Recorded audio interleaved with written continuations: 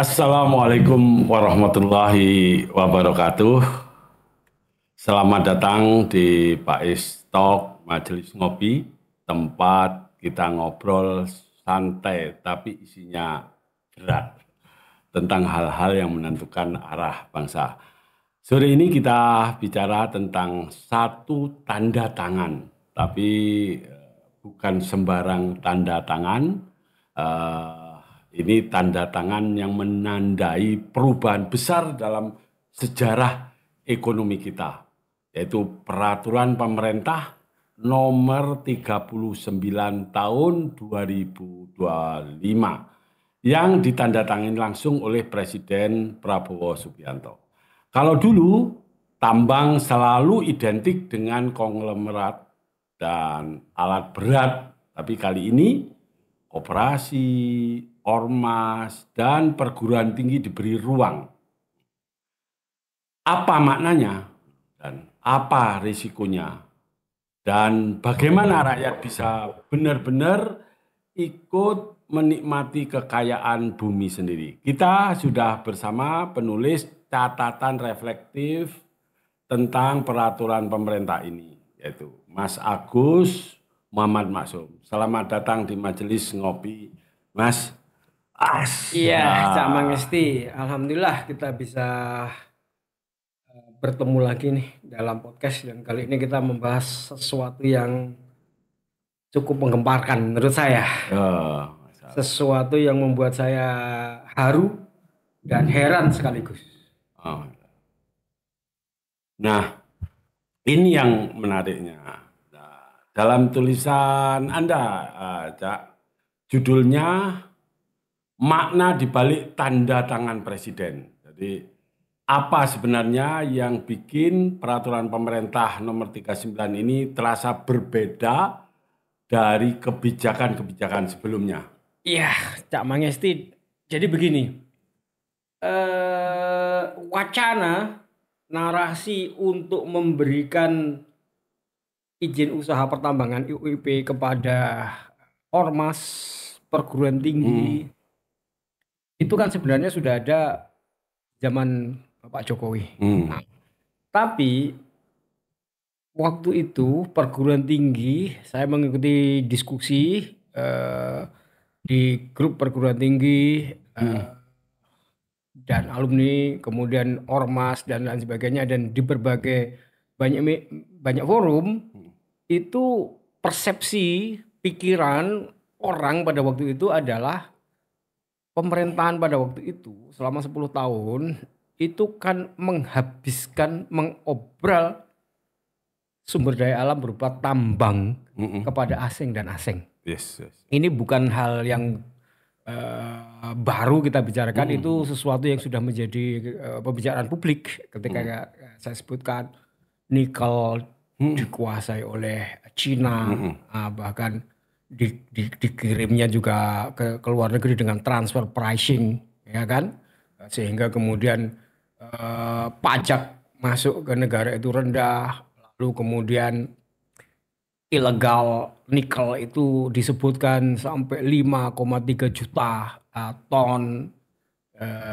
Sementara produksi kita itu cuma 2,2 juta ton dan itu pun sudah terbesar. Batu bara dan macam-macam tambang itu selama 10 tahun itu kan seperti habis diobral hmm, dan lalu menimbulkan banyak kerusakan, kerusakan apa namanya, lingkungan, kerusakan terhadap sosial karena kemudian tambang-tambang itu menimbulkan berbagai macam komplikasi sosial karena eh, lokasi tambang yang kemudian dilakukan penggalian, eksploitasi, eksplorasi dan lain sebagainya itu mendatangkan tenaga kerja asing, hmm, ya kan?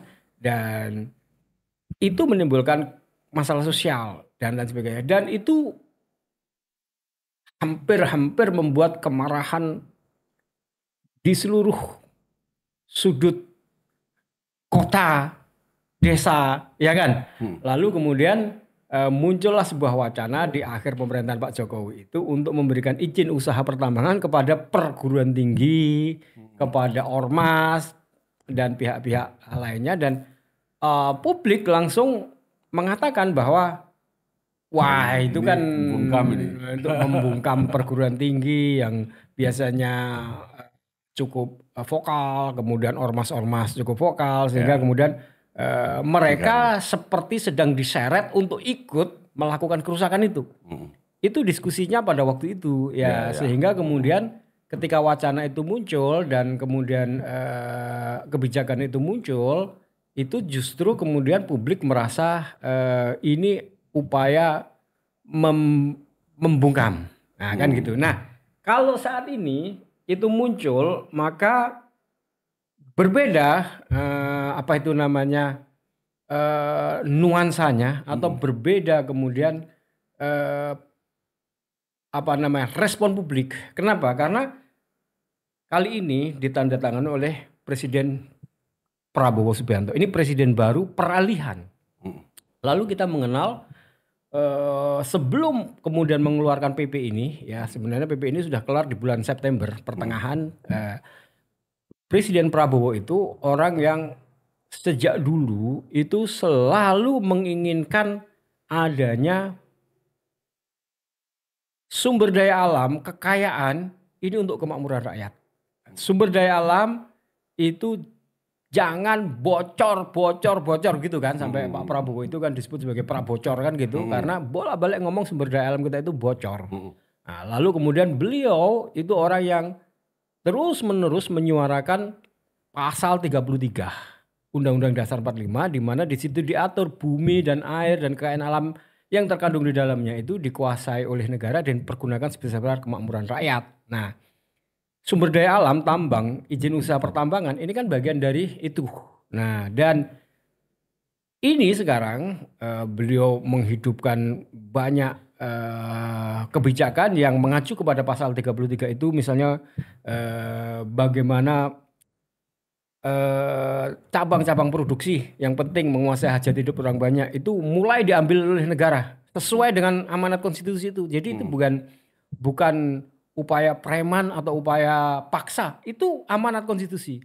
Misalnya kemudian gabah petani itu semua diperintahkan oleh beliau untuk dibeli Bulog dengan harga 6.500 dan tidak boleh ada perantara. 6.500 itu harus dibeli dan diterima oleh petani. Nah, itu upaya-upaya itu. Jadi Presiden Prabowo itu peralihan kekuasaan, dia betul-betul terlihat ingin mengimplementasikan, merubah sejarah untuk pasal 33 yang sudah ditulis 80 tahun ya sejak Indonesia merdeka tidak berjalan itu mulai mau dijalankan. Itu yang kemudian saya haru dan heran ya sekaligus, karena kemudian 80 tahun baru kemudian ada seorang presiden yang kemudian berniat ya mengembalikan roh pasal 33 itu untuk dijalankan, dan kemudian muncullah PP ini ditandatangani Presiden Prabowo, bukan lagi presiden lama, sehingga kemudian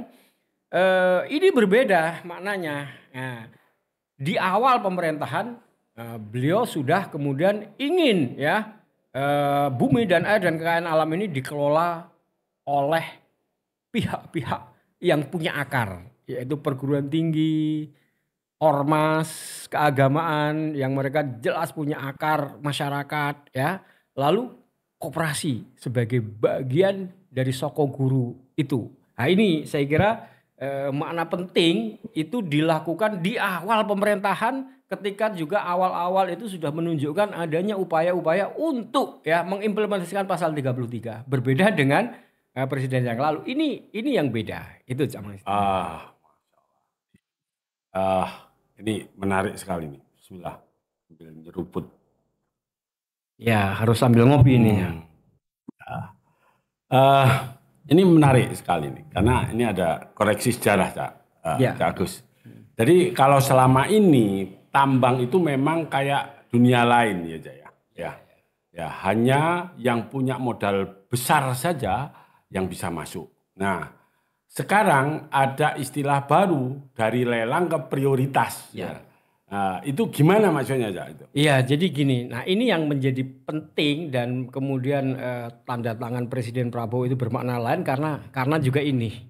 Jadi begini, saya kira kita udah cukup sering kita bicara bahwa orang-orang kaya di Indonesia yang disebut konglomerat, yang disebut naga-naga dan disebut oligarki itu, kekayaannya adalah karena mereka menguasai sumber daya alam. Ya. Itu baik sumber daya alam batu bara, baik menguasai sumber daya alam emas, baik menguasai sumber daya alam nikel, baik menguasai HPH misalnya kan, gitu kan. Itu kan orang-orang kaya itu kan sebenarnya kaya karena mereka diberi prioritas dulu itu. Jadi kalau sekarang beda ya. Kalau dulu siapa kuat dia dapat. Tapi sekarang siapa yang berkomitmen dia yang diberi amanah. Ya, gitu kira-kira ya. Iya, nah itulah yang kemudian bedanya di sini. Sekarang prioritas itu dibalik. Kalau dulu prioritas itu diberikan kepada orang-orang tertentu dan dengan izin usaha pertambangan atau juga HPH misalnya yang dia miliki, otomatis dia akan menjadi kaya. Otomatis. Kenapa? Karena orang kaya di Indonesia kalau nggak dari hutan ya dari tambang. Dari tambang, ya. Dari hutan, dari tambang, pokoknya dari sumber daya alam lah.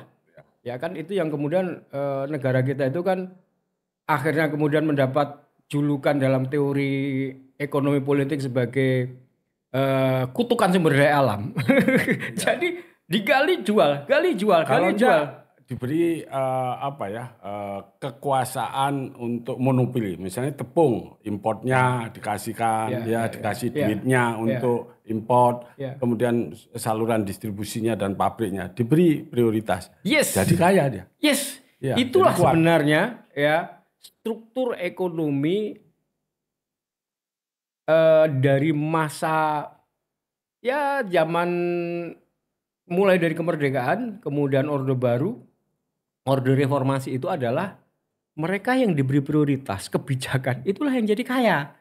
Baik prioritas untuk mengelola hutan HPH maupun izin usaha pertambangan. Nah, kalau misalnya saya itu mendapatkan HPH 10.000 hektar, ya otomatis kan kemudian HPH itu bisa saya bank kemudian memberikan kredit lalu saya bayar dengan memotong pohon-pohon itu kan.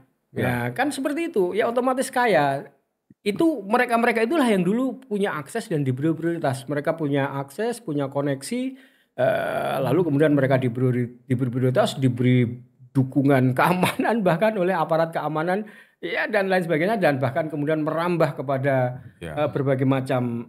Tapi itu ini sih Cak Agus. Itu kayaknya tapi kuat jadi jago kandang ya. Berbeda sama perusahaan-perusahaan lain misalnya yang dari asal Korea, Samsung, ya kan misalnya. Samsung itu bisa kemana-mana produknya ya kan, sampai ke urusan pakan ternak saja di Indonesia, di Surabaya, di Jawa Timur ada Ciljedang Samsung.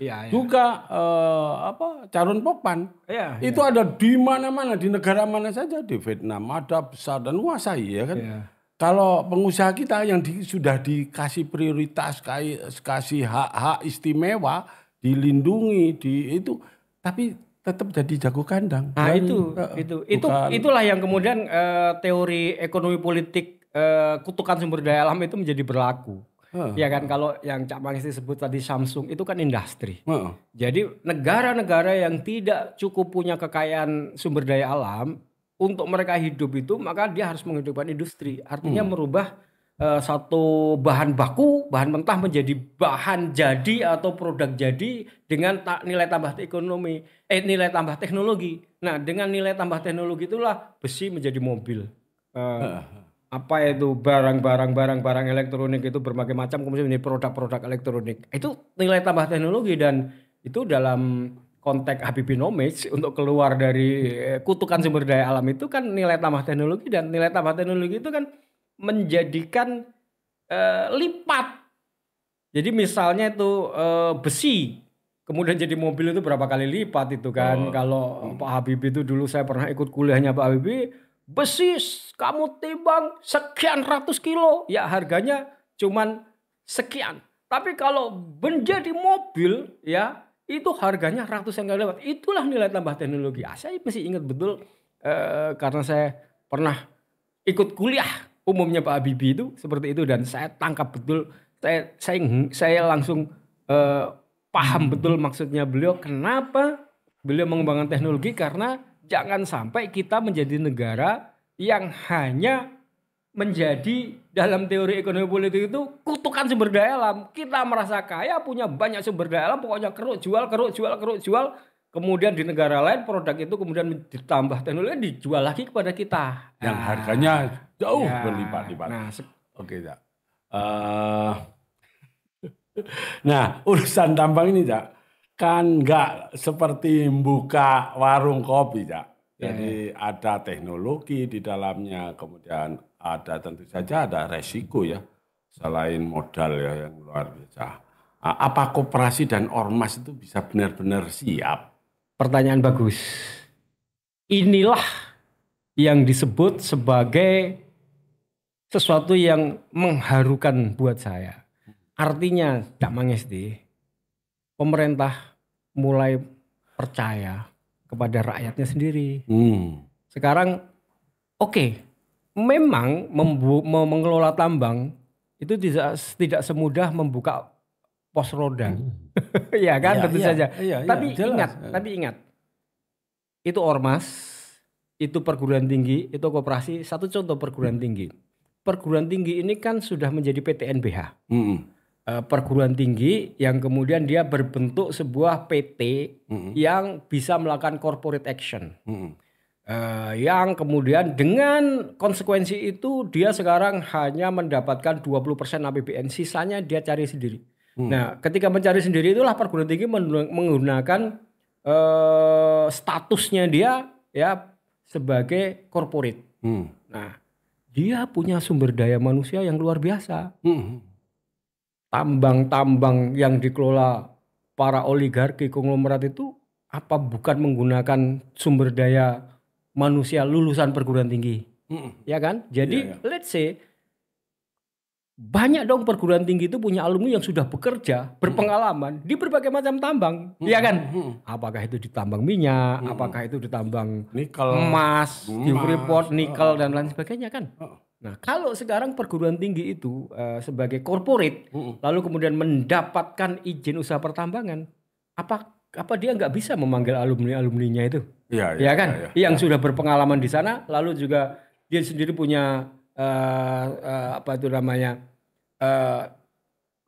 science and teknologi yang terus berkembang, yang masih ada di dalam kampus, yang banyak risetnya, yang perlu diimplementasikan. Bagaimana mungkin kita nggak percaya? Dia sebagai perguruan tinggi ada riset yang terus berjalan, dia punya alumni jaringan yang sudah berpengalaman di mana-mana. Lalu kemudian tentu saya kira ada lembaga pengabdian masyarakat, ada riset, ada kemudian berikutnya soal modal, iya kan? Modal kan kemudian tadi tuh kalau sudah mendapatkan izin usaha pertambangan, kan modal kemudian bisa dicari banyak kan? Ya kan? Kan itu kuncinya di situ kan? Misalnya apakah ada investor, alumni sekian banyak alumni, mungkin ada yang jadi konglomerat, sekarang kamu role dari investor, atau juga pemerintah juga pasti akan memberikan kebijakan kepada perbankan supaya uang itu jangan nganggur di bank itu. Tuh perguruan tinggi ini misalnya itu sudah dapat izin usaha pertambangan mengelola tambang nikel atau tambang emas atau tambang apa. Lalu dia punya teknologi baru tuh smelter yang lebih efektif. Lalu dia punya sumber daya manusia baik alumninya yang ditempatkan di situ atau hasil riset perguruan tingginya yang berjalan. Danai dia. Kan kemudian juga akan ada kebijakan-kebijakan ikutan. Di mana kemudian tadi itu negara, pemerintah sekarang mulai belajar percaya kepada rakyatnya sendiri. Luar biasa kalau perguruan tinggi ini mahasiswanya ini bisa praktek kerja mulai dari semester awal, bisa semester 1, semester 2 atau semester 3 lah. Itu sudah bisa diterjunkan ke sana. Betul. Kerja urusan dapat uang makan, uang apa meskipun nggak terlalu besar tapi itu dapat ilmu. Ini match ini antara industri sama pendidikan ini nanti bisa matching ini. Betul.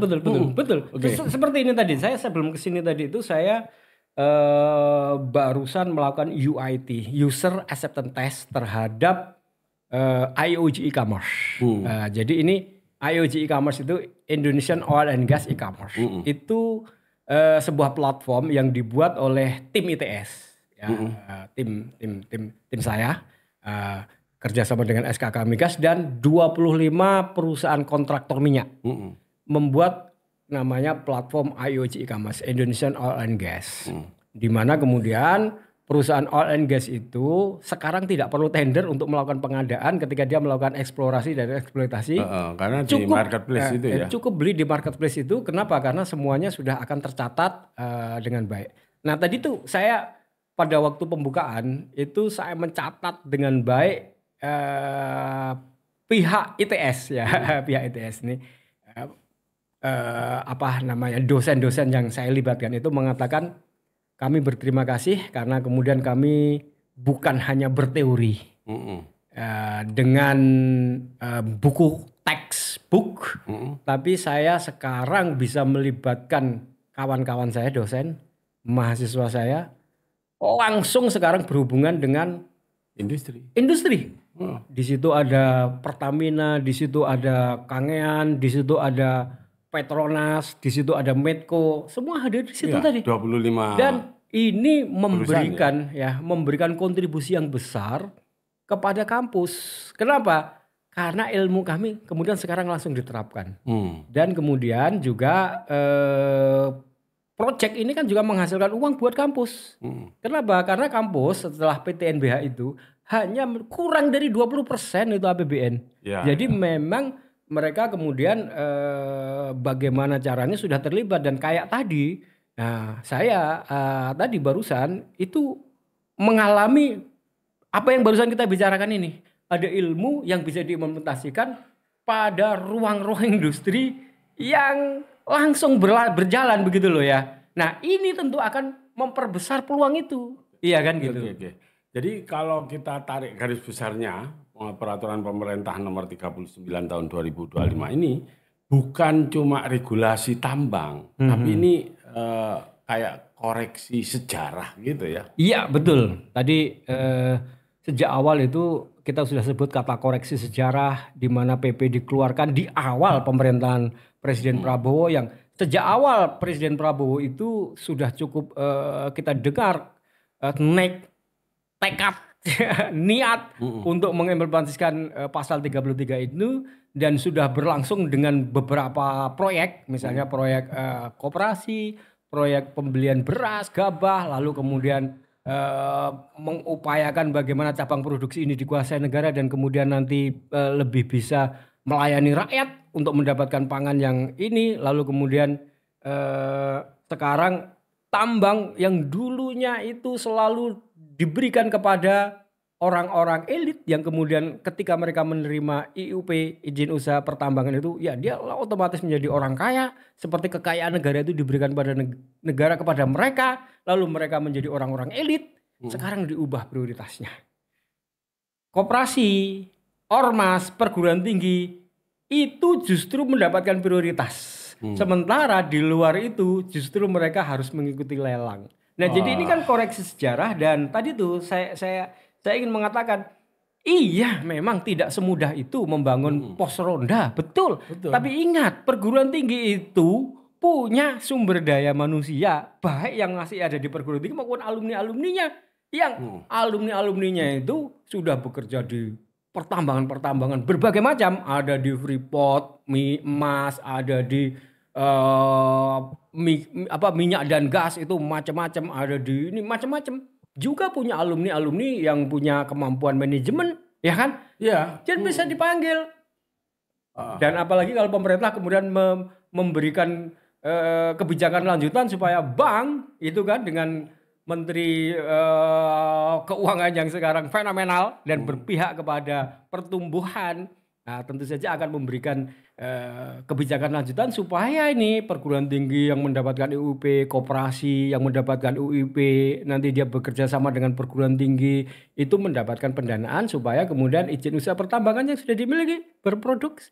Iya, ya. Iya kan? Jadi perguruan tinggi bisa memanggil alumninya. Alumninya, iya kan. Alumni ini penting memang kekuatan karena yang sudah berhasil ini biar sebagian zakat infak ya sodakohnya ini dilewatkan di perguruan tingginya karena ini bisa membantu adik-adiknya yang kurang untuk beasiswa dan lain-lainnya. Tentu saja apalagi kalau sekarang sudah diberi keluasaan prioritas justru prioritas. Jadi bisa memiliki izin tambang itu luar biasa. Insya Allah ini para alumni ini ya bisa digerakkan juga ya Agus. Iya. Jadi jangan underestimate kepada perguruan tinggi, jangan underestimate kepada ormas ya. Jangan dikira tidak punya sumber daya manusia. Itu ormas-ormas itu punya orang yang orang-orang itu juga mengelola perusahaan-perusahaan tambang, bekerja di tambang, dan itu kalau ormas kemudian punya izin usaha maka mereka bisa membentuk PT. Apakah kemudian ormas akan sibuk? Enggak lah. Contohlah NU atau Muhammadiyah, kan dia punya banyak rumah sakit, itu kan juga amal usaha juga. Enggak, itu kan usaha. Iya. Apakah kemudian Muhammadiyahnya itu hanya sibuk ngurus rumah sakit dan perguruan tinggi yang banyak, NU hanya mengurus rumah sakit, pondok yang enggak kan?